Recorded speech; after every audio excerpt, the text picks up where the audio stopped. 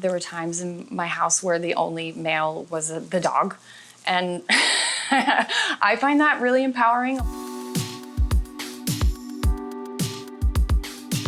The best piece of advice I've gotten in recent years, I think, came from Greg Berlanti, and he said it to me numerous times, where I'll be opening up to him, and he said, Melissa, you have to tell people what you need, and you have to fight for what you know you need to take care of yourself. And that sounds like such a simple sentiment, but I think it's easy to take for granted and to overlook that fact, especially in this business, and especially on set. They were always on set when I would know that something didn't feel right, or a moment where I knew I needed to take a step back or take a moment to myself, even just to like breathe or meditate for 5-10 minutes, whatever I needed. But it also, I think, just is applicable to just life in general, and I find myself using it all the time now. But it took me a really long time to actually embrace that idea. I've had a few moments where I've felt extremely empowered, and it's always like at this precipice in my life where I could either stay in what I've been doing and how I've been behaving, or like jump off the cliff and really grow as a person and as a woman. Not redefine myself, but find another part of myself. One of those moments for sure would be leaving the abusive relationship I was in. That was maybe the most empowered I've ever felt. That kind of still fuels me. I still feel that empowerment. Directing was such a joy for me because being on the other side of the camera, specifically on Supergirl, it's so hard sometimes to see all the moving parts. But I think I was able to, as a director on the show, a show that I knew so well, work from the inside out rather than outside in, which I think a lot of times, especially in the superhero genre, it's done that way because we're so worried about the action and the spectacle. I really enjoyed that being what I needed and wanted. I have a lot of incredible women on my team.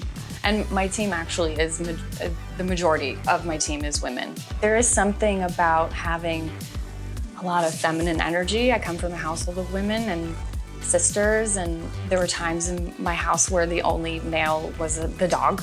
And I find that really empowering. A lot of times there's a lot of things that women can get done together that is specific to just women putting their heads together and creating something special. It's kind of women across the board, save for like one or two. And I admire all of them.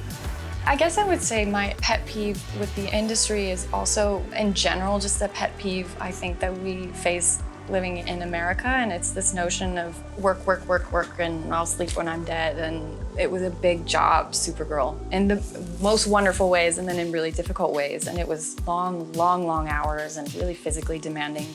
So now I have this time, to breathe. It's nice to have that space.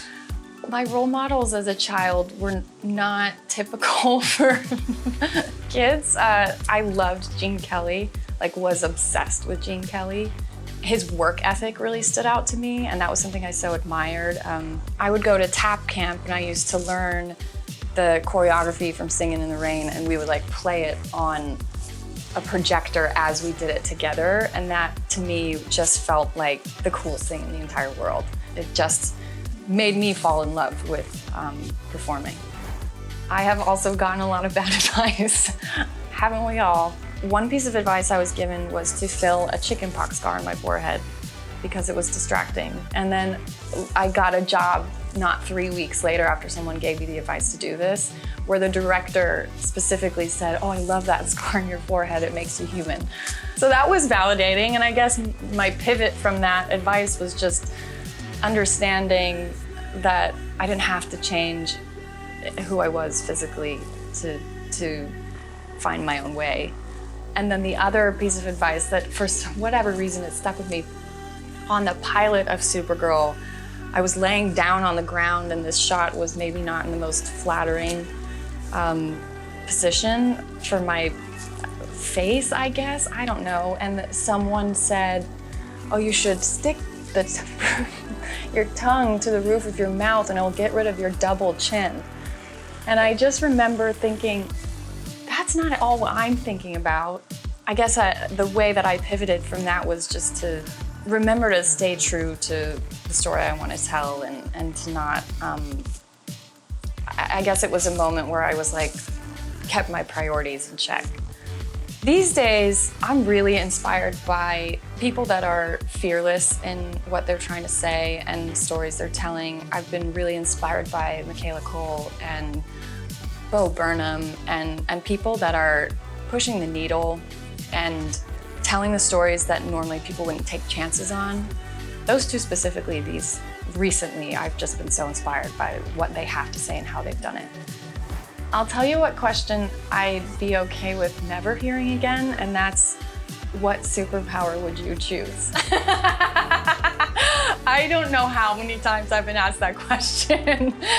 And I think I always just said I would want to fly, but it's a fun question, but I heard it a lot.